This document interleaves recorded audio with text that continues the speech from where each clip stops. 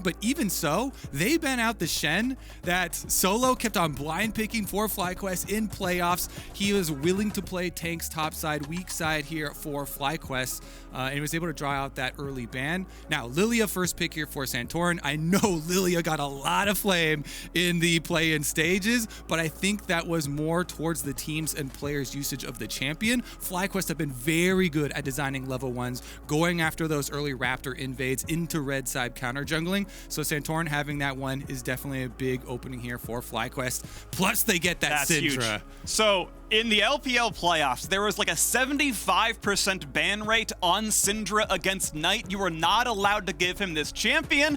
PowerOfEvil says, okay, it's time to bite the bullet. I need to blind pick mid because I cannot let you have this champion before it goes on too late.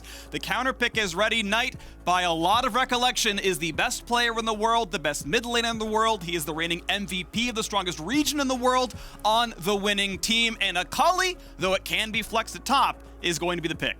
Yeah, Akali, if it does go mid versus the Syndra, is going to be looking for that level 6 kill, level 6 all in on the Syndra. So PoE and Santorin better be ready for it. Top lane is going to be the focus. Obviously, there's a huge advantage to being red side here. And this is something that the LPL teams have utilized very effectively, especially with 369 and the attention that he gets from both Knight and Karsa. So they're banning out some of the most prominent blind pick ones like Renekton. Meanwhile, FlyQuest also, they don't want some of the trickier counter picks that 369 has used for super hard carrying topside being taken away as well. The Jacks, Fiora, Camille, those types of things as well could come through.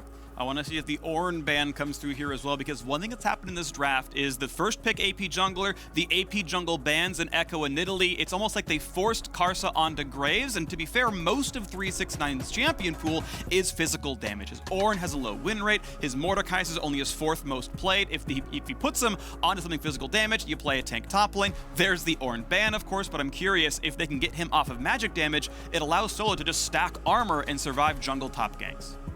Unless you have to worry about true damage coming through as well. There are some crossovers there with the likes of Fiora. So we'll see what they have to blind pick for him, because it is going to be red side first choice here. I would expect it to be. I was actually expecting it to be support, but looks like they are going to go to the Camille after so many top lane champions have been whittled down. What's interesting to me is that this is going to be the first Camille game of the split for 369. Actually has not played that one domestically, but it's going to come through here. Of course, is a very strong champion. Camille seems to very much be in the meta, as you're talking about, Kobe. The read is carrying through top lane. Top Esports, as well as JD Gaming, have some great top laners, so that's going to be one to watch for, absolutely. Solo tends to play weak side. He tends to not get a ton of attention, so that is going to be something that maybe stylistically FlyQuest might have to change.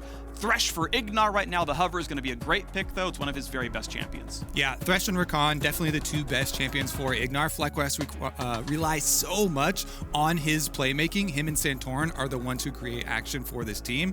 As far as top lane counter pick here now for FlyQuest, there's not really any great counter matchups left up into the Camille, because Camille has started to run Grasp for the top lane ever since they had that nerf onto Conqueror, and it just makes her lane phase so much easier to pull off, even with the Volibear with extreme lane prowess here and the ability to take extended trades versus Camille. Camille can actually do a really good W sweep. You go in the slow and you just go in for the grass proc. As long as you don't let Volibear get multiple Ws off, it makes it pretty difficult to really take advantage there.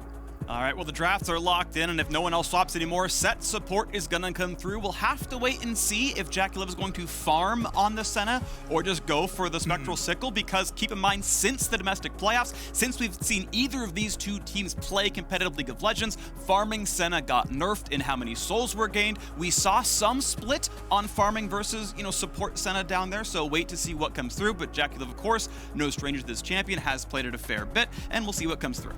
Yeah, definitely utility from both bottom lanes, and that's actually something that WildTurtle has excelled on since the regular split there for the LCS, when WildTurtle was benched for a while actually by FlyQuest and Mash came in. Once WildTurtle returned to the starting roster, he just excelled so heavily on a lot of these utility-focused AD carries. Jhin obviously brings the long range and snares that they can look for picks, and FlyQuest, especially as we prepare to head into Summoner's Rift, have prepared level 1s to great effectiveness in the LCS playoffs. So I'm expecting it here, especially since they do have Lillia that can annihilate some of those trash camps like Raptors and Wolves. And speaking of preparation, I'm actually excited by this top esports draft because you can look at the 70 games they played so far this year domestically and a little bit internationally with the mid-season cup. This is the first Camille game for 369 of the summer split, the second Senna game for JackeyLove in the summer split, the first Sett game for Yuyanjia in the support lane, the second Akali game for the mid laner Knight. The only person playing what you could even remotely consider comfort is not JackeyLove, sorry, but Karsa on Grave. So top esports coming out in their first game of the World Championship,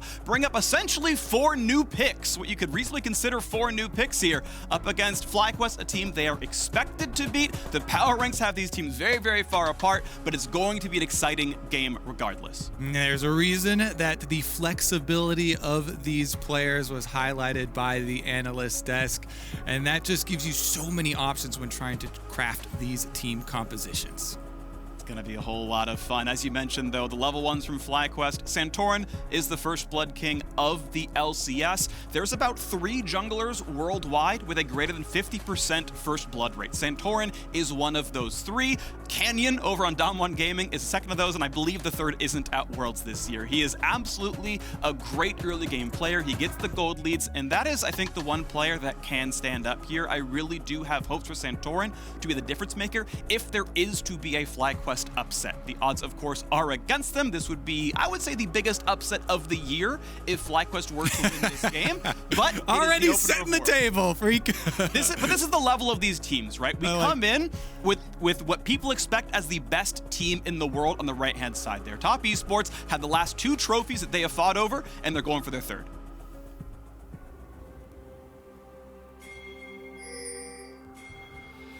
And Summoner's Rift. The Summoner's Cup is on the line. Here we go for the first game of group stages in Worlds 2020. FlyQuest, the number 2 team out of the LCS, and Top Esports, the number 1 team out of the LPL, and the tournament favorites are doing battle here on the Rift. And we heard from Solo and WildTurtle. They said getting out of groups would be success for us. That would be a great Worlds performance, getting into the top 8. For Top Esports, if you saw that tease, the LPL wants their 3rd straight World Championship, and TES are first in line for it. And we see some defensive warding on the bottom side here with the little pixel brush from Top Esports, and the hover there for the possible Lillia delayed invade. They went through with the early sweep to make sure there were no wards and placed a ward of their own. That wards ensures that they'll see if Top place one later into it and will be known for the start here for Santorin. As we said, Lillia can annihilate this Raptor camp because of the AoE and the burn in the kit, also being able to kite very easily. This is a move from Karsa though, trying to answer, dashes over the wall immediately to try and get the buff for buff. I don't believe he was seen on his way over, but this is going to be level 2 versus level 1. If Lillia shows up to fight for blue, Santorin did not burn his smite. If he's here on time and the blast plant lets him do it, Karsa is going to be outsmited. He's going to be outstatted. Santorin knows the blue has been taken. He knows what's going on right there. And Karsa, you talk about level 1s in champs like Kobe. Yeah, well, it's going to reset. But regardless, it is a full camp lead for Santorin. His entire jungle's up for him. Yeah, and this very frequently can happen with Lillia. That's why people were so surprised at some of the results from play-in. But if you coordinate your level 1s for it, flash in though. Already in big damage to WildTurtle. Gonna get played backwards. Now be careful, Yuyanjia. He's down to 100 HP. And there's only cleanse on JackeyLove. He cannot be summoner healed, but there's not enough damage to kill him off. Summoner's blown, 2 down to the FlyQuest side, 2 blown on the top side. There's no more potion left here on WildTurtle as well, and the sustain advantage will be on the side of Top Esports if they're allowed to continue in this bottom side matchup, because there's plenty of regeneration in Sett's kit due to the passive plus the healing from Senna. And with JackeyLove having his own biscuit as well, they will sustain the life advantage, but the minion push is going to be the difference maker there, as WildTurtle and IgNar are going to try and get that one in. Nice hook right there. Cleanse comes through despite the flight. JackeyLove's at 200 health. The flash, 1 auto! 1 auto would kill him. WildTurtle does not pull through. He already burned the summoner spell, but that is still a ton of damage dealt there. It's another summoner traded for 2. And FlyQuest, well, they are on a ward. WildTurtle's going to go for the recall. IgNar is hatching that one. They're going to know he's sticking around. Gonna need some jungler intervention down here on bottom side, Phreak. There are no summoner spells left. IgNar is the only one here. His flash is ready. He wants to make a play there with that Thresh. So we'll see after bottom sides have been cleared. Looks like Scuttle Crab should be in the hands of Karsa as well. He finishes that up. The could make a pass through mid. So we're off to early cull recalls for both bot laners right now. Karsa gonna just make his presence known in the mid lane. 4 camps down. Top laners trading back and forth. Stun comes back, and here comes a bit of damage towards double stun. But IgNar is on the roam. Knight's gonna get hit for a bit of damage. The flash hook guesses wrong. Now on the top side, who's gonna get the solo kill? It's gonna go to 369. 1-0 to top esports. 369 draws first blood for himself on the Camille. This is going to be very, very devastating for the matchup on top side. Teleports are still ready, so Solo won't miss out on any of the minion experience and get right back to it. But the early gold will fund the Camille build here, trying to get to that Trinity Force as quickly as possible. He goes with the Cull for an extra investment, and he's trying to get some extra dividends out of that first blood, investing it for the future. Here's another look at it. Did get the shield there for Solo, so he's feeling quite good. Got his extra W off, but 369 is able to continue through in this fight, even with Solo flashing the stun. Yeah, better trading, better fighting by 369, despite the skill shot being dodged, despite tanking the storm for the shield and damage. It was still the better stats on the Camille side, so well done to 369. 300 gold lead, the top esports so far. Lanes in most places fairly equal. The CS deficit in bot lane is because there's still a wave to pick up for WildTurtle and IgNar. But you've got Karsa slinking in right here. Solo flashless might very well be in danger. Stun's gonna be down for a while, but Karsa knows he's not spotted, knows he's gonna be safe, and Solo just getting whittled down the moment after he TP's in. Oof. And this is danger. Yeah, this is very, very dangerous. So dead. All right, he's got to fight with Karsa. He's going to get stunned up. There's all the burst damage you need. Already 2-0 on the top side. And top diff has begun, and the namesake of the team is already there. And this is something you can see from scouting the LPL. Karsa very often spends his time top triangle of the map, visiting Knight's lane, visiting 369's lane. And with the summoner spells blown up on the top side, plus the first blood taken, very nicely done for him. It didn't actually take very much time at all. Sleeps into the brush there for a lane gank for himself to capitalize on it, and this is going to be a devastating Camille. He's not rushing straight for the Trinity Force. He goes for wave control because he wants to affect the rest of the map. This is a tech you can make on Camille when you get such an early lead like this. An early Tiamat, you can annihilate this minion wave and look to make plays later. Camille, because of the range with your hookshot, can set up plays for the rest of your team so effectively. Speaking of plays, walking to the mid lane, but PowerOfEvil's already on the recall for Lost Chapter. Pretty decent first spike there. Same goes across for Knight, though, on boots, and a revolver is going to feel pretty solid. Hex flash across the brush. Wants into this one. IgNar going to be shot up there. His flash is down, puts down the shield, but here comes the rest of the squad. A beautiful double root into the rest of the damage. Karsa finds a kill. Meanwhile, Santorin's been picked off in the river as well. Top esports already 4-0 in 6.5 minutes. The patience for 369 pays off. He waits in that line bush long enough as Santorin's clearing out the ward, and they finally strike. Taking down Bambi and returning to the top side without losing too many minions. Well, this is about the way I think a lot of people expected this game to go. Top esports, I'll say it again in case you haven't been paying attention, the tournament favorites, and you're already seeing big moves out of the top and jungle right now. Karsa able to walk down and get a pretty easy pickup here in this Mountain Drake. Bot lane farm lead has been going to JackeyLove so far, even despite those recall timings. It's kind of maintained about an 8 to 10 CS difference over WildTurtle.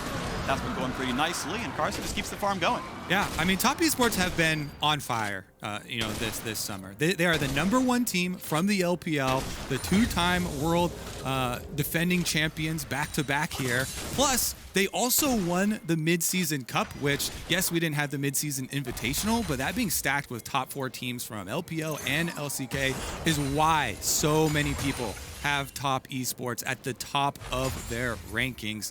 FlyQuest now, yes, they are in a hole. They're gonna have to try and dig themselves out. You see Santorin looking to try and hover around Solo since he still does not have flash and he's in a vulnerable position up there. Okay, so for now, it's FlyQuest playing defensively on various sides of the map. It is actually some shove for Solo. He's got a small farm lead. He's not going to make it for 3 kills, don't get me wrong, but at least he's farming pretty well. Shoves in the wave, looks to roam, maybe he can test the jungle a bit. Can't do much right here. Yuyanjia going to spot the ward, and okay, not going to get much done. Controller drops down, and he's not going to get that mid lane roam. IgNar was there first anyway. just trading farm back and forth in the mid lane. Small farm lead for PowerOfEvil as well. You kind of expect to lose lane a little bit as Akali. No big surprise there. We'll wait for the team fights for Knight to really turn on. Yep, and he's looking to use his ult. They find a root, they're gonna find a sleep, they're gonna find the ulti. Should be a pretty easy flay, but the ulti gets him out. The stun's gonna land, he needs one more spell. Can Knight fall? Santorin wants in, gets the Q, jumps in, but Karsa's there too soon. And FlyQuest cannot buy a kill. Karsa still in the chase, gets away from the Q, hooked in by IgNar, but the rest of the squad is there. A nice pull in, a kill for the support, and out goes FlyQuest, but for how long? Solo gonna ult to safety, and another fight goes 2-0 for top esports. JackeyLove on the roam timer from bottom lane. You see WildTurtle's alone down there at the turret, but JackeyLove, because he roamed towards mid, was able to arrive with the heals for Knight. He does not go down, saves his flash as well, despite getting chunked out and hit with that extremely long-range stun. And because of TES just playing so well around that mid-skirmish, they have exploded in gold lead here. Only 9 minutes. They've got a giant gold lead plus the Rift Herald, which is guaranteed at least 2 more plates. And with top turret already down to only 3 plates left, you can also probably go get first turret bonus with that. Here's another look. IgNar, though, he's one of the players with the lowest duo proximity. That's time spent near your AD carry, so he roams incredibly frequently. He was able to get that hook to start it out, and PoE did have the follow-up stun, but as we know, the heal came in, Knight didn't even have to flash, and TES, they have been sacrificing some minion waves, mostly here for 369, roaming around to help make these plays, but the plays have been so worth it for them.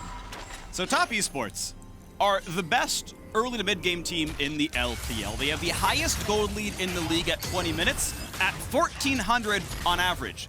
They are up 2,400 in this game in half the time. They are absolutely dominating, even above and beyond what they normally put forward as the best team in their region. So TES obviously off to an amazing start right now. The aggression, I think, will not stop. They have the most kills per game in the league as well, so they're going to probably keep this one going. And we'll wait to see as the top laners head to various side lanes before too long. We'll see just exactly what happens. And the fun part now is, where do you go with this lead? When you have a Camille that is this fed, that went for the tech for the early Tiamat to shove the lanes. Teleport is coming back up right now, a few more seconds for 369, and you have so many playmakers. Level 6 now on Sett for Yuyanjia.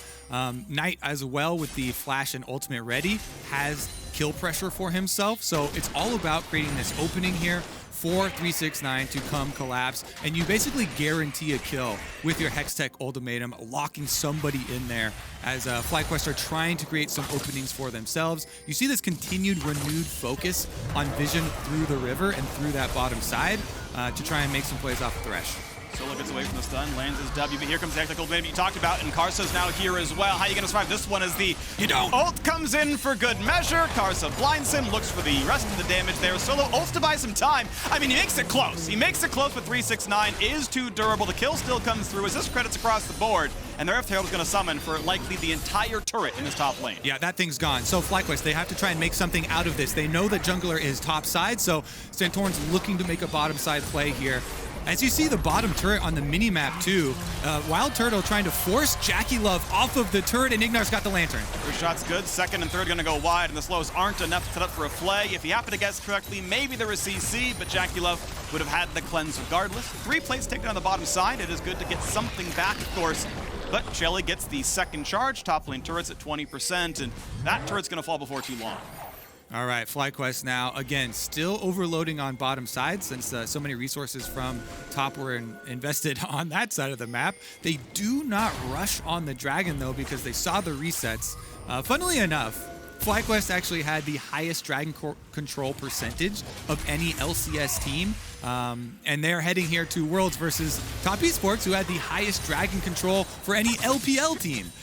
It definitely becomes a bit more troublesome controlling Dragon when you're in this big of an early deficit, so I don't expect those numbers to get any better for FlyQuest, and Top Esports going to take what is theirs, and second Dragon picked up without much effort at all. And he's going right there, Karsa, 100% kill participation on Dragons, and hey, pretty close on Champions as well here, 5 out of 7. That's a pretty perfect score as far as I'm concerned, and as Knight knocks down the top lane wave, Of course, Solo, who has at least been farming well, but he's 0-3. Doesn't have a lot of tank stats. He's going to play defense for a while down here. Probably go for more of a tank build. I'm not sure he can ever really duel the Camille or the Akali in a late game scenario. Is down a level. JackeyLove going to grab the plate, and then, I love this, lets the plate gold go. Then Yuyanjia walks up to make sure he can control this one, but it means that he kind of lets his 80 gold go over to JackeyLove. More gold on the Senna. Farming Senna. One hit till Cola's done. That'll be good. IgNar wants in for this one. This is going to be a 3-on-3. Flash is in, but Karsa's already here, and the teleport's coming behind as well. About to be a 4-on-3. Lot of CC coming across. He's sleeping, but JackeyLove's there for the first kill. Knight has shown up as well. Picks up kill number 2, and the rest of the squad shows up for good measure. A trade kill comes in. No longer a perfect game as PowerOfEvil finds a single kill. Knight burns rest of his ultimate, and a Lantern going to bring Solo to safety, but the Hexacle Beta comes across, locks up PowerOfEvil, flashed away to safety. A hook buys some time, a play backwards as well. The flash in, Yuyanjia can't quite get that kill. He's at 2 HP, and Solo finds his second kill. Flash to safety, but he's stunned up by 369, and the kill will not quite come through. 2 for 2 in that team fight. Honestly, that is extremely good for FlyQuest, considering the game state right now, where top esports have been steamrolling. They come away with 2 extra kills for themselves, and that is FlyQuest still looking for plays. As you mentioned during the play itself, though, top esports were waiting for it here with Karsa in the brush ready. Regardless, flash in from IgNar, they try and make the play. He does land the hook, which forces the cleanse out as well. Santorin does immediately go down as Knight teleports in, uses the ultimate, but Solo here on the Volibear actually makes a huge amount of space for the team as PowerOfEvil is trying to run away.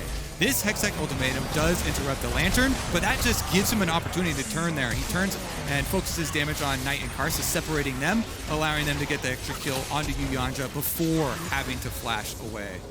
Okay, so we look at the game right now, and it is a sad state for FlyQuest. 5,000 gold difference, very obviously top esports favored. But you can see the team fight prowess there. Despite being 0-3, Solo got more damage out than 369. He has been able to kind of survive, and this is really where he as a player has made his name for himself, is playing well from weak side. Gangplank was one of his more notorious champs, as well as a champ that you could just kind of leave on an island and despite scoreline, put out some decent damage. So he will be a key factor as one of the only tanks in the roster to do anything.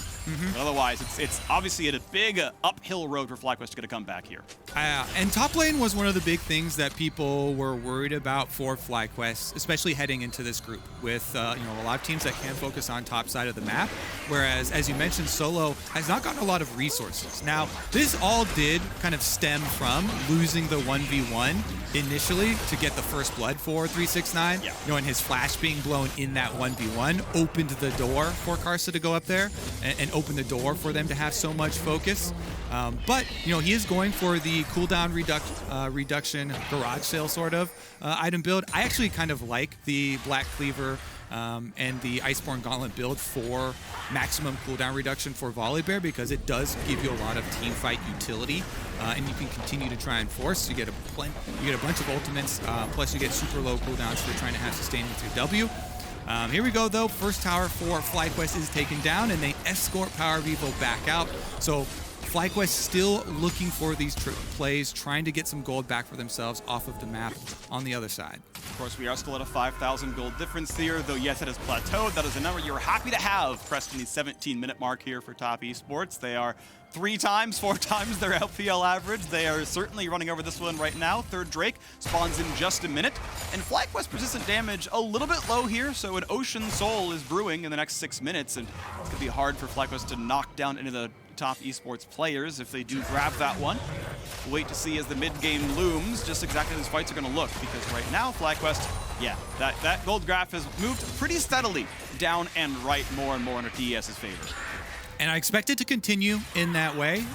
But if you're trying to hope for the upset here in one of these team fights, one of the greatest tools that FlyQuest have drafted themselves is the range of their crowd control. Lillia E into an R for a sleep can set up the long-range follow-up there from Jhin, Thresh, and Syndra. Extremely long-range pick potential from FlyQuest. The problem is that TES have so much vision control that it makes it very difficult for you to pull off one of those plays and for the team to be separated, because if there are the rest of the members of top esports there, even if you snare somebody, it's going to be hard to take them down. Here we go. Dragon setup is here. The ward control very obviously in TES's favor, and they're just going to knock this one down. Karsa's there on spawn. Control wards pretty much everywhere. I believe that one's not in the brush in the pit. Doesn't really matter. There isn't vision there regardless. Yeah.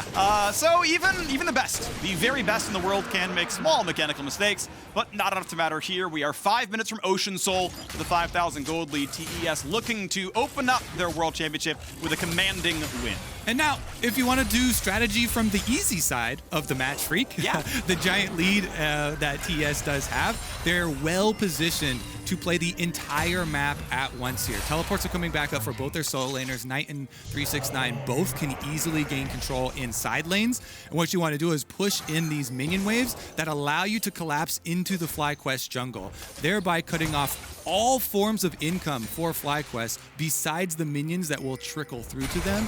And that way you increase your lead while safely waiting for your big payout of your Ocean Soul. If you want to get more spicy though, you can always go for dives and try and flex your giant lead that you've got.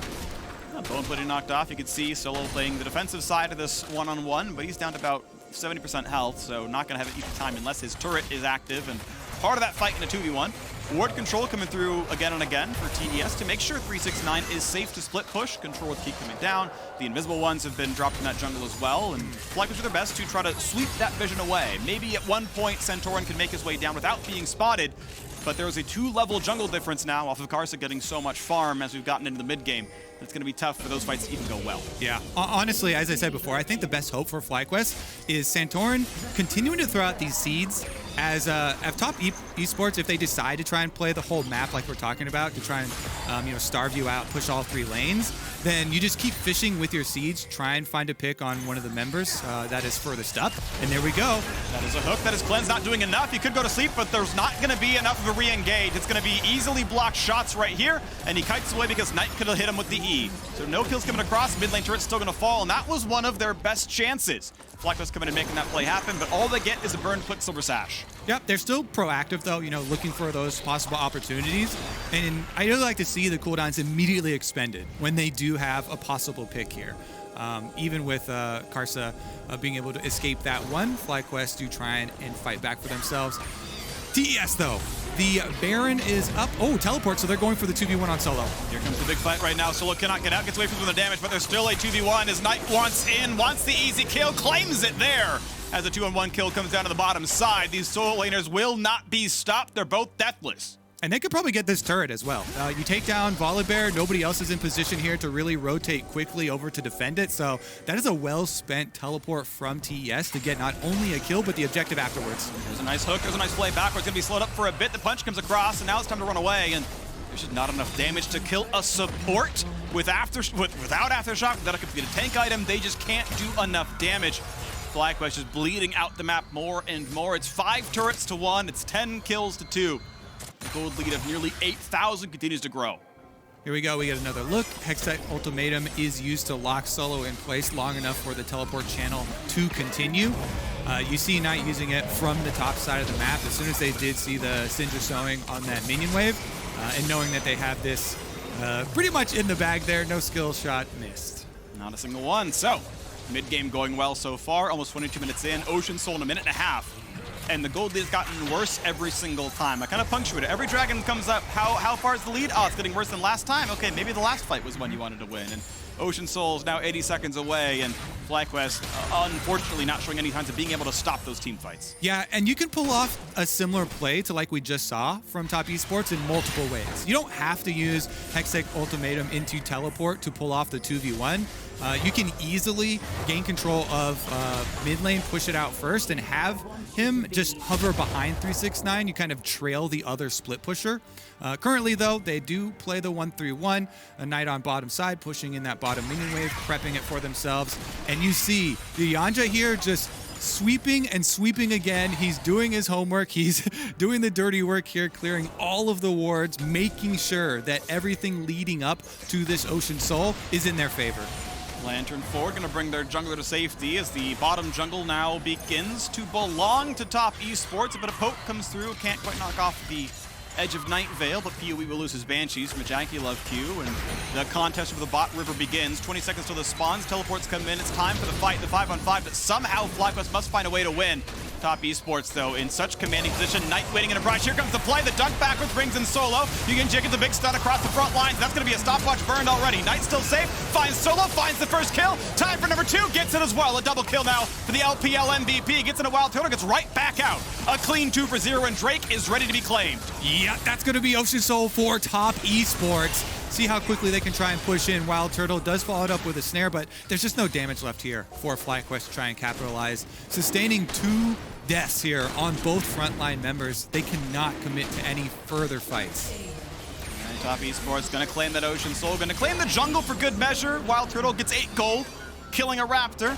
Nicely done. You got it back there, but honestly, this has been keyboard diff, hand diff, and even macro diff this entire game. And we did hear, from Solo in the video right before this matchup, his main focus was on learning from these top teams here at Worlds.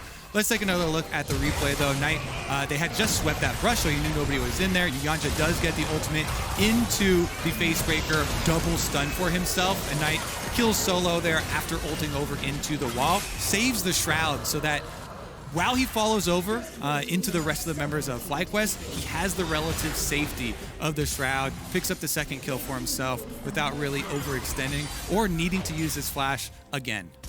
You can see the XP difference, of course. The gold one's easy to see in the top of the scoreboard. Thank you for the XP pop as well. Obviously, Top Esports earning more gold and XP income here as well. They've now got a ton of extra regen as well, make the fights harder. Now, a one-shot pick can still happen. Realistically, if you're gonna burn someone down from full to dead in 2 seconds, you're not getting much out of Ocean Soul, but that's kind of the only sort of team fight or only sort of battle FlyQuest can find for themselves. JackeyLove playing safely enough, though, and look at this, a 2-man attempt. Sett jungle very, very tanky. Graves no problem as well. Solo wants in on a 369. He'll get himself the shield, and the rest of the squad is coming across, but a well-aimed hook shot gets him away. 369 completely safe, still deathless. He's on 2.5 items, no problem at all in the side lane as the rest of TES show up to claim this Baron. And it's still inside of Fog of War. Finally, Scarlet Bloom burn. Now here comes the attempt for the fight. TP comes in for 369. And will they disengage or will they play this one as well? A stun's gonna find him down to half HP. Ocean Soul will not reach until you deal damage to somebody, so knocks on a ward, gets some health back up now. Baron is still being leashed. Karsa still hitting it. It's getting lower and lower. He can go for the smite pretty soon.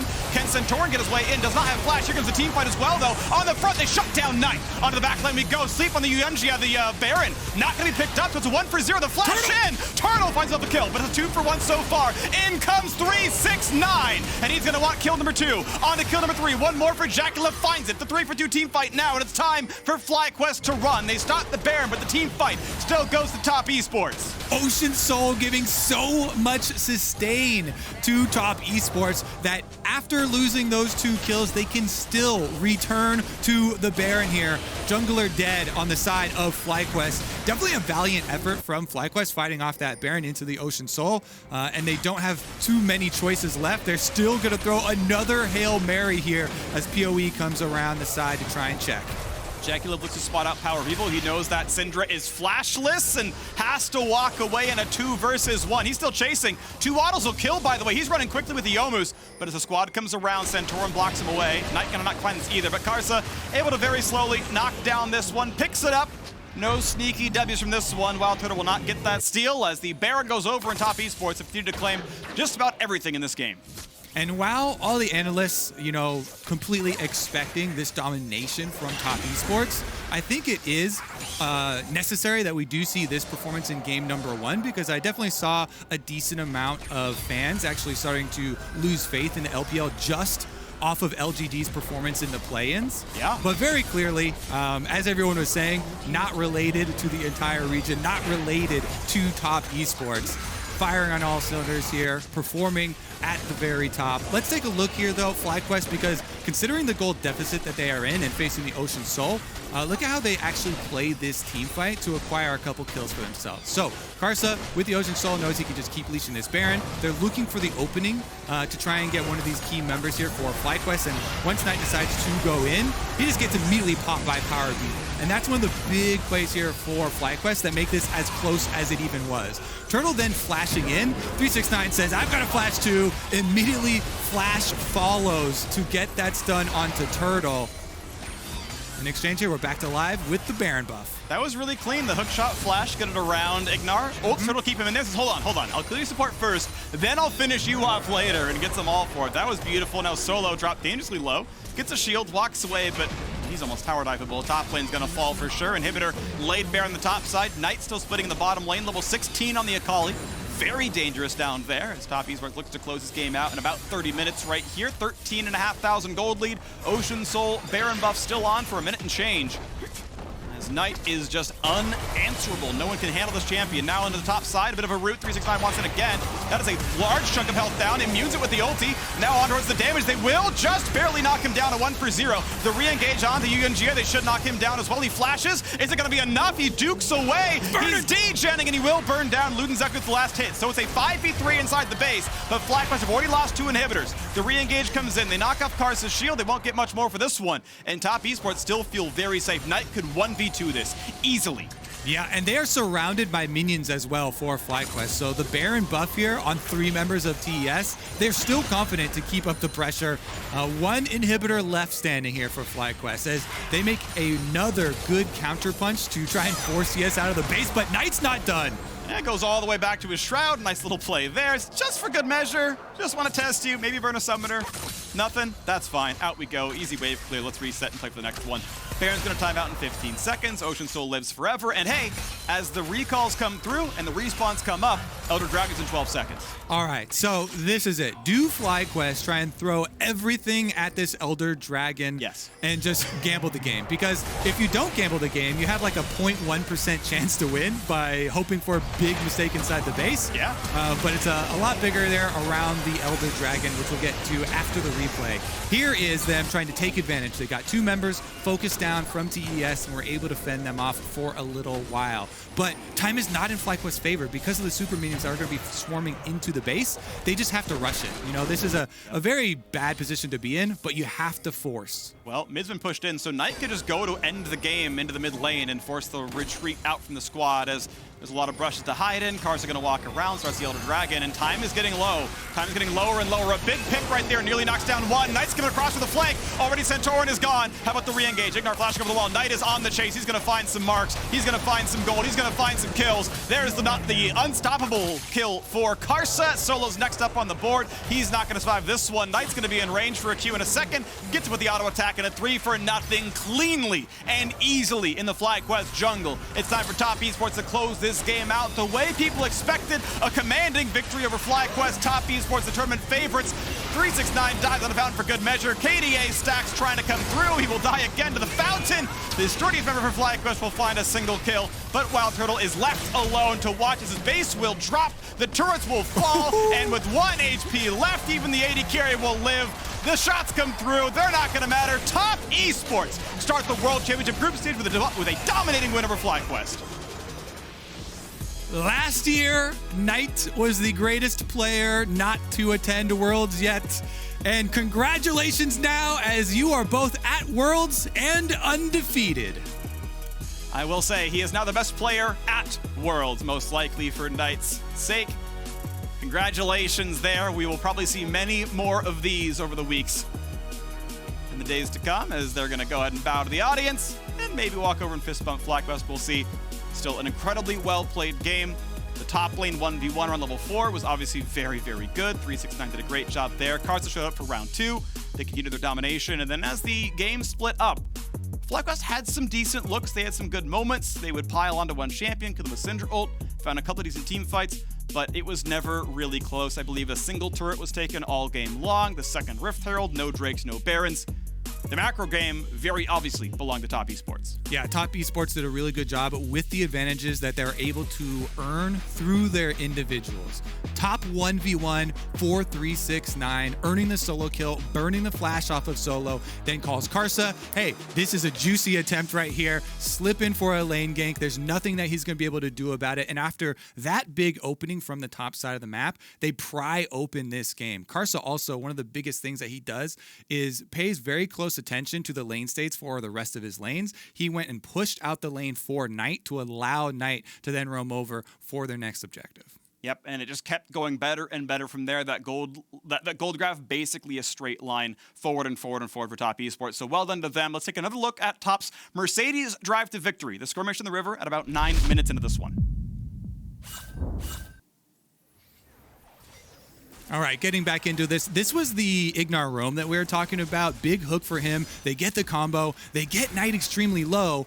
But even with that stun landing, nobody else in range to finish him off. And he has this flat, the roam from JackeyLove to be able to come in with the heal for himself as well. Then Karsa chasing down PowerOfEvil with Yuyanjia flashing over to finish that one off as well. It is just an example of how TES were able to even punish some of these aggressive looks that FlyQuest were looking for. When FlyQuest are trying to find a way back into this game, through a big play from Thresh trying to set something up for themselves, TES were immediately there to react. Yeah, so an interesting game, of course. It does set the stage. Top Esports are a team to be reckoned with. I was still kind of pleasantly surprised by FlyQuest's willingness to still fight and find individual moments. Yes, this game was kind of doomed from the very beginning as you saw the fights play out, but they did show some looks. Always happy to see a team not just die and bleed their base out. So we'll see how they play against the other two teams in this group. Now, of course, we are going to wait for our next game. You can listen to Rise on the League of Legends official playlist on Spotify. Best world song.